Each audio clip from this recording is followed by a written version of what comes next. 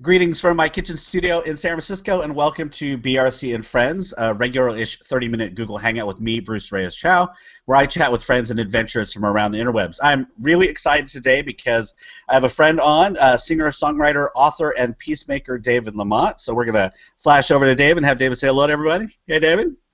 Hey, good to be with you. All right. David is an award-winning songwriter as well as a speaker, performer, and author. He is 11 CDs, 2,000 concerts on 4 continents. He suspended his 18-year music career at its peak in 2008 to accept a Rotary World Peace Fellowship to obtain a master's degree in International Studies, Peace and Conflict Resolution at the University of Queensland in Brisbane, Australia. As part of that degree, he also spent 3 months in rural Andhra Pradesh, India, working with the Ghanaian Development Organization. Keeps a dense calendar of concerts and speaking engagements, as well as directing PEG Partners, a non-profit organization that supports schools and libraries in Guatemala. He's also the husband and father and consultant on peace and justice issues for the North Carolina Council of Churches, and he serves as the clerk chair of the Nobel Peace Prize nominating task force for the AFCS Quakers. His third book, World Changing 101, Challenging the Myths of Powerlessness, was just released. So we're going to have a lot to talk about with David. But before we jump in, let's take a moment to please check out all the links that I'll have down below on the YouTube channel and on the recap. And follow along with this, and you can tweet out to us during or after or whenever. Go to at Reyes-Chow for mine, or at David LaMotte with an E at the end there, and use the hashtag BRC and Friends. As usual, our time is broken into 3 segments. The first will be centered around the interests and passions of my guest. The second around a current event or some other things that are interesting about them. And finally, my last few words where I ask some totally random questions. All right, so let's get started. David, your new book came out. Very excited. I have it actually right here. Show people there. Thank you. Yep, I helped. I was one of the Kickstarter folks for this. This second Kickstarter book. We're really excited about it. But tell me a little bit about the book. How did it come about? For those who don't know you all that well, why are you writing a book about world changing, and why is it called 101? Yeah, okay, so it's a rather cheeky title. It sounds sort of like I might have all the answers and I'm going to share them with you about here's how you change the world, and then you go do it and it's easy and it's fine. I don't have any illusions that I have the answers. I basically called the book World Changing 101 because I feel like in freshman college courses that this is a different scenario than in high school classes. I'm speaking in broad generalities. You may have gone to a great high school or a not so great college, but let's just say that in general, a high school class is going to be where they kind of give you the answers and ask you to give them back. And a college class, hopefully, is where they're asking you harder questions and maybe asking questions that the professors themselves don't have answers to. And so that's a lot of the thesis for the book, is that I think we've got some wrong narratives in our society about how significant change really happens. And also, I think we're asking a lot of the wrong questions. And if you're asking the wrong question, it really doesn't matter what answer you get, because it's the wrong question. So I'm trying to suggest some alternate questions we might be asking that I have found more useful in my own experimentations with trying to have a bit of an impact. Right. Well, one of the things about this whole world changing and peacemaking and all this, and I think there is some generational openness to it. I think there's generally, we want to do it, but it all seems pretty overwhelming. We think about everything from, sitting in the West Coast here for me in San Francisco, and we think about the Ebola outbreak as a thing, but then all the issues that come around that seem overwhelming, or we look at racism, or we look at sexism. They seem so overwhelming. So what would you say to me as a student that says, I'm just little old me, I can't do it. It just feels like it's too much and it's overwhelming. How do we get through that?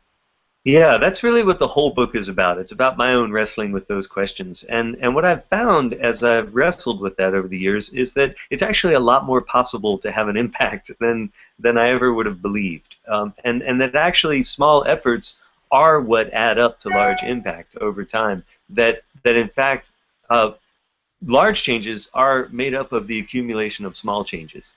And yet we have deep in us stories about how large problems are fixed by heroic people who do dramatic things in a moment of crisis, and that's how we change things. And what I find is that a lot of people, when they hear me say that, say, yeah, well, I know that, intellectually, of course, you don't believe in superheroes, right?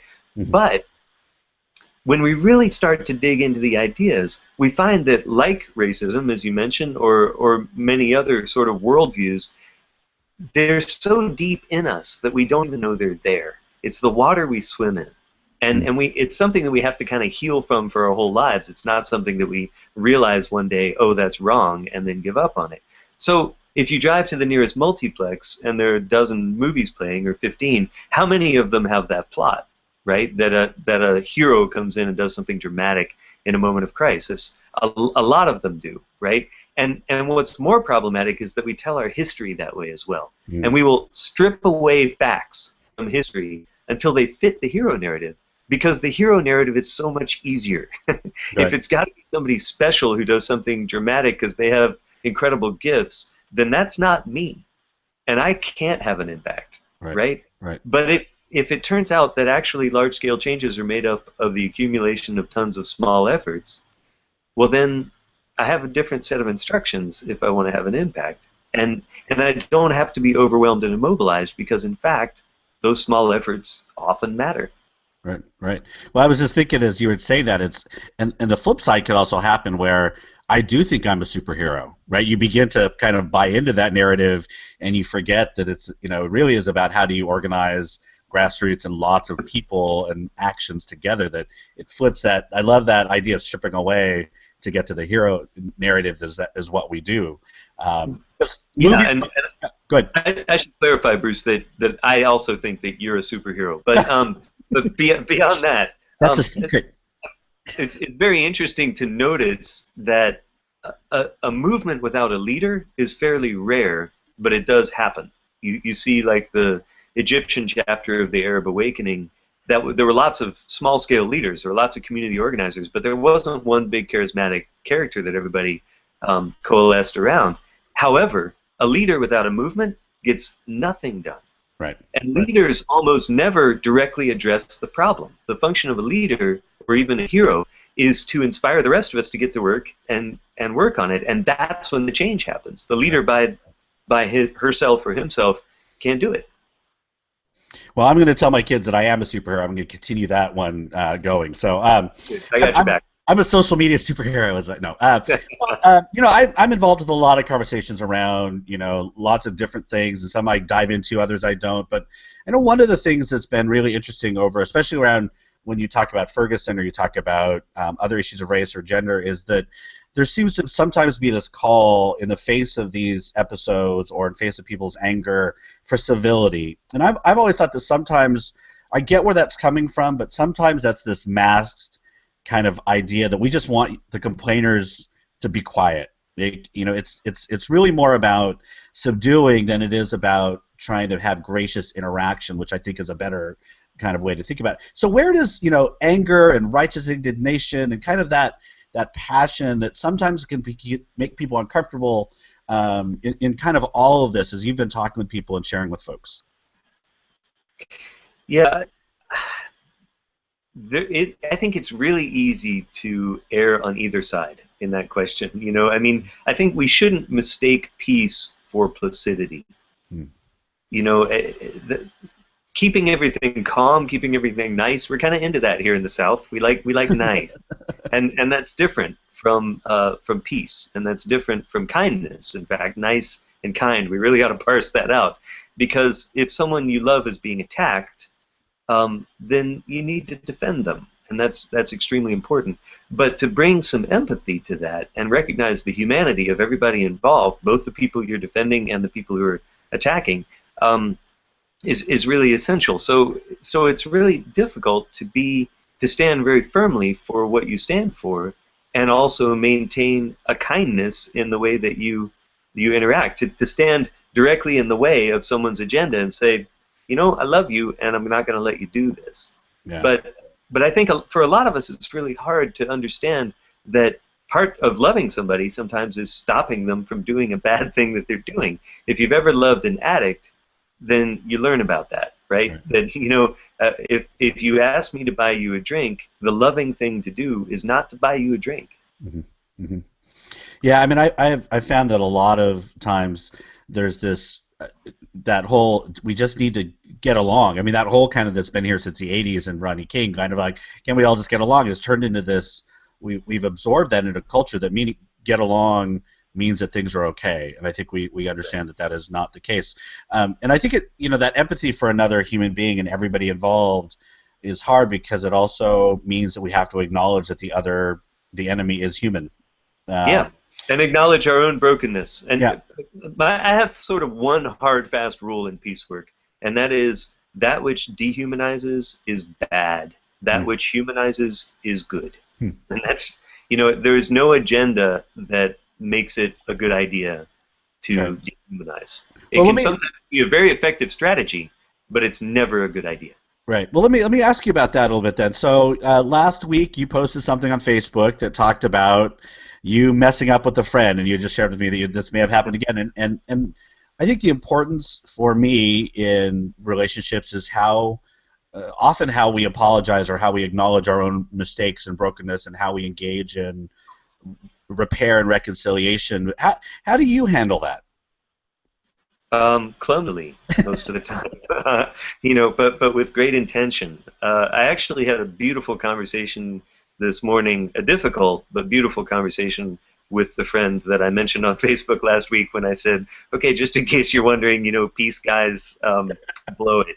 And so I had just handled something really not gracefully and blindsided somebody in a group situation with a question that they weren't prepared for, and it laid an onus on this person to deal with the thing that they weren't ready to deal with in such a public way. It's really, I so wish I could stuff those words back in my mouth. Happily, I was talking to my wife this morning about, after I had that call this morning, I talked with her because we had such a good, healthy conversation today, and I called my wife and said, it really is true that you are strongest in the broken places if you can get through this kind of stupidity and goof. Then I honestly think we've ended up with more respect for each other than we started with, because we both brought a lot of intention to figuring out how to heal this, figuring out which part is mine and which part isn't mine, and moving forward with intention. So, I mean, I try to show up, I try to listen a lot. When I'm doing this well, which is not every day, I try to show up, I try to listen a lot, I try to acknowledge that I've goofed, and I try to not burden the other. This last one came last for me. I try to not burden the other person with my regret. Let me speak it and say, I really hate that I did this, and I'm really sorry. And then say, and that part is mine to deal with, so I'm not going to keep saying that. And so now let's figure out how to move forward as soon as my friend is ready to do that. So. Right. Well, it's so hard to not continually make it about us. Like, yeah, I feel bad. You need to acknowledge I feel bad and kind of let me not feel bad anymore when it's no longer really there. Right. When I've messed up, the attitude to bring to the conversation about the mess up is not, hey, can you help me feel better about having messed up? Like, if you choose to do that, that's great and it's really nice, but that's not what we're talking about now. We're talking about how I messed up and how to move forward. Right. Well, thank you. That's helpful. I mean, I think in all things, I think about just relationships with family or loved ones, just how hard it is to move to that place of brokenness. But when you do it, it really does. You feel better on the other side. It's like, this is why we do this, because these relationships are important. But it doesn't make it any easier to go do it again. I mean. Right, and I'm also a big fan, I should say, of writing letters and taking the time to write them, even if you live with the person, right? To sit down and write the letter so that you can look at it again in the morning and rewrite it and really get it clear.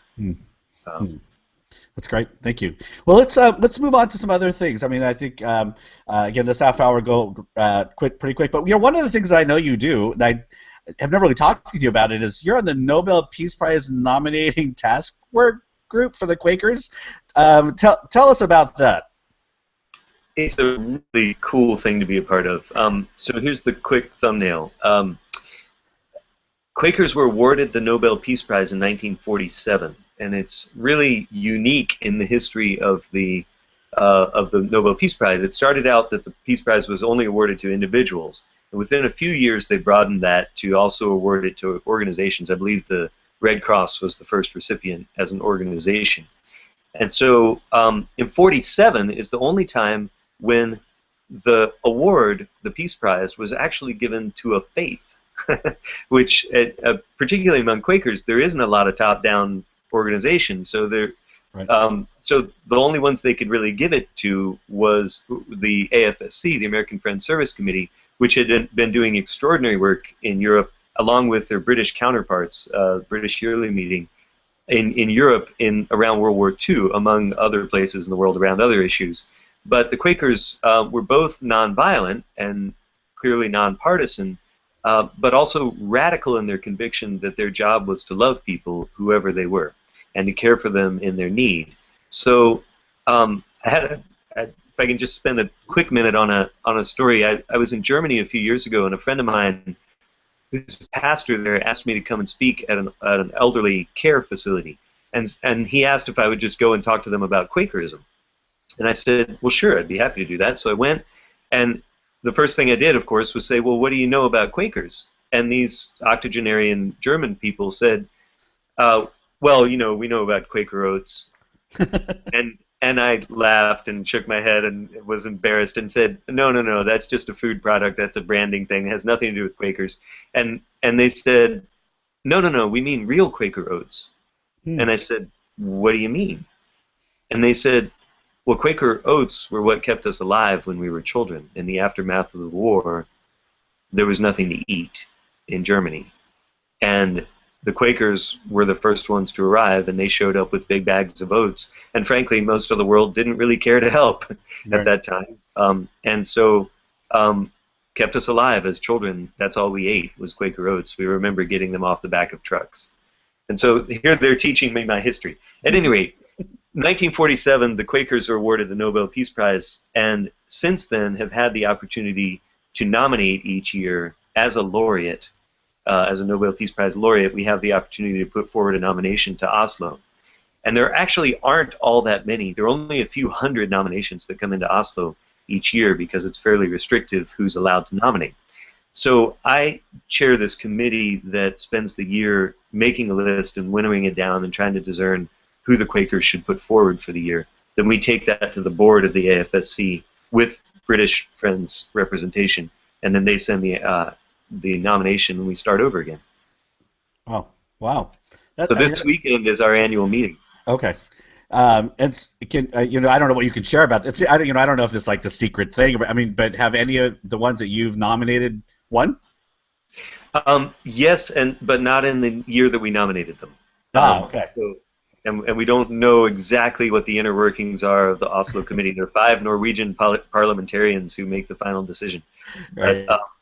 But we've nominated some folks who won, but not in the year that we nominated. Cool. Well, what a great honor and privilege it must be to be part of that process, but also with whoever gathers around that table with you must be some pretty awesome folks. It is amazing, Bruce. And honestly, there are people, I sometimes see people who are nominated to us, and we open up the process. In late February, we'll send out a thing asking people, anybody who wants to send our committee an idea, we're happy to consider it, and then we make our decision, send it on to Oslo.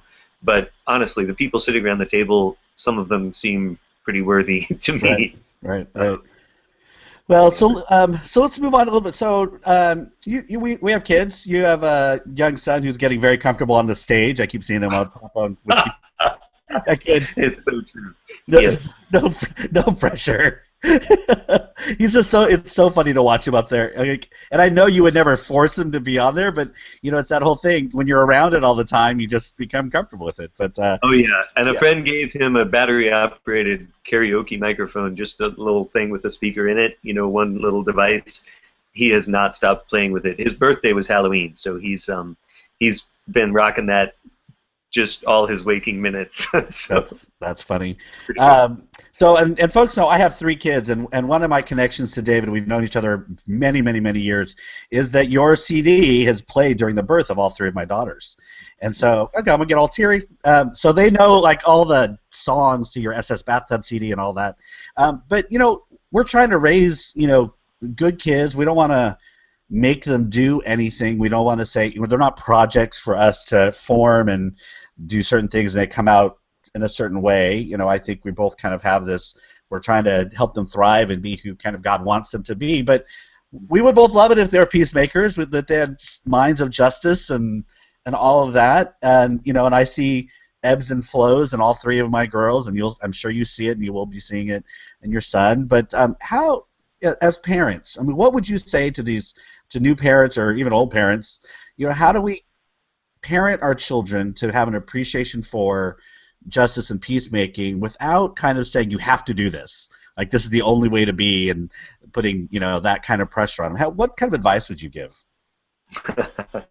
I'm not sure I'm qualified to give any advice. I wish my wife were here because she's a much more present parent.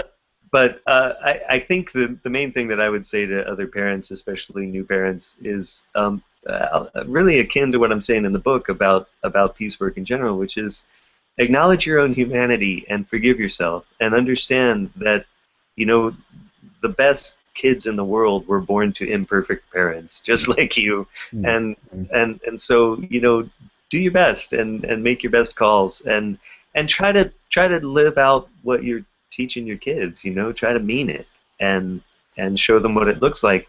And I think a lot of that for me is making sure that when I blow it with my kid, that I apologize to him. Yeah. And I sit down and I take that seriously, and that's hard stuff, but it's real life. Yeah, no, I agree. I think apologizing to your children and really meaning it is one of the kind of key things. It's funny. I always think about sometimes my parenting, like, what is their therapist going to ask them if I did or not? Yeah. Like, did your parents ever apologize to you? Because you could say said no, they never. Then clearly there's something in there, right? Or were your parents ever affectionate in front of kind of was that like we want them to have healthy understandings of all of that, and so I think apologizing and meaning it.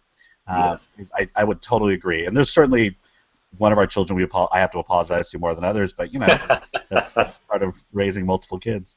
Yeah, we try to respect him and give him lots of choices, and then when we can't give him choices, we try to remind him that we try really hard to give you lots of choices, and it's amazing how often he'll say, "Oh, okay, cool. Like this time I don't get choices." Yep.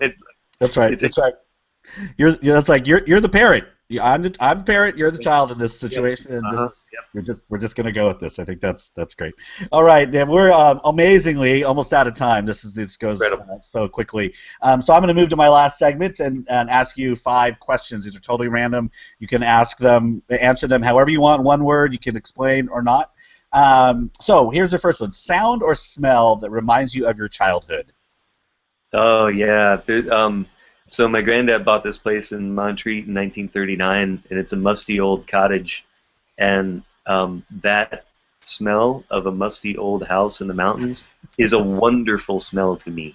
Yeah. To so many people it's not, but to me it takes me right there. Yeah, yeah. I walk into some churches sometimes, and I walk into the basement, like, this smells like an old church basement. Which is a lovely thing. Yeah, I'm right with you.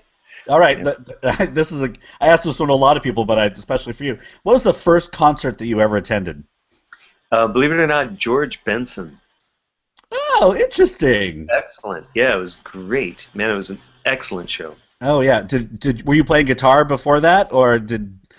No, I was not yet playing guitar. I started to play later, and I still don't play jazz guitar, although I love jazz guitar. I listen to a lot of jazz. I don't play jazz. Yeah, there's a whole generation of people watching this show that probably have no idea who George Benson is. So I'll make sure I add some links around that. Yeah. Do that. Okay, your first or your worst job? So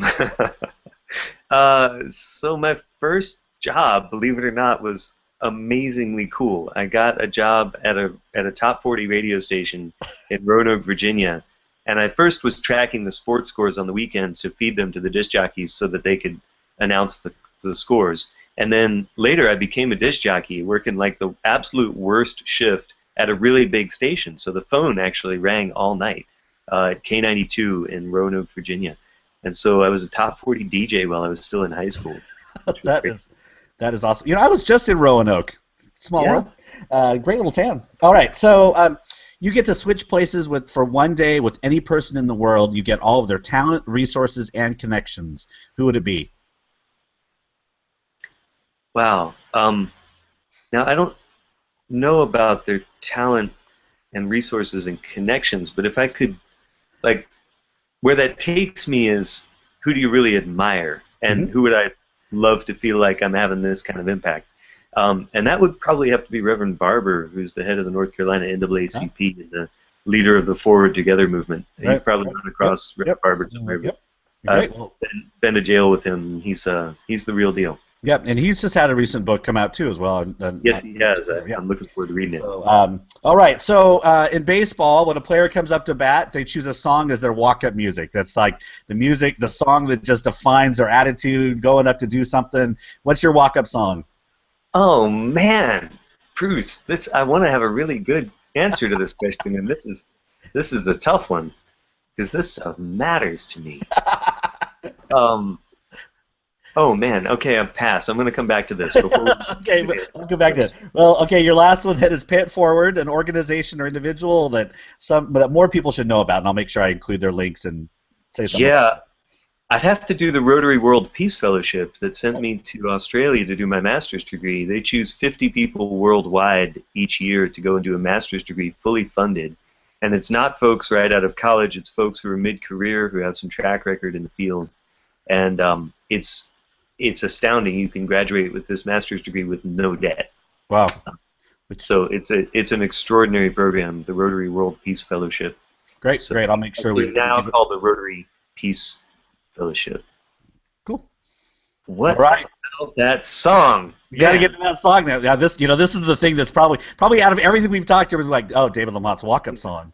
Yeah, no kidding, right? And Look at his CD collection. yeah, man, I'm just looking around. It's okay. So it's not very energetic as a baseball Yeah, walk-up that's song, right. but one of the best songs I've heard in the last 10 years is a song by Andy Gullahorn called "That Guy." It's my theology walk-up song. How about Okay. that? Well, we could say if you could have walk-up music to a pulpit, what would it be? There you go. We could There do you that. go. If it's All walk-up right. music to a pulpit, I'd say "That Guy" by Andy Gullahorn. All right. Well, I'll make sure we listen to it and share some links with that. Okay. We are at the end of our time. I want to thank everybody for tuning in to this episode of BRC and Friends. Thanks, David, for hanging out today. Can we wave goodbye? Thank you Such a all. pleasure. Take Right, care, glad, Bruce. glad to hang out with you. Please be sure to check out the episode recap that I'll post on reyes-chow.com later today, where I'll include all the links that we mentioned during today's episode. Also, please take a moment to just subscribe to my YouTube channel, which is right there, and I'll add a link for Dave's stuff here. And then share the episode with your friends, and connect with us with all of the links and all the social media places that we live. And so that's it for today on this episode. Glad you were here. Until next time on BRC and Friends, please keep talking, because there are times when silence is not an option. We'll see you next time.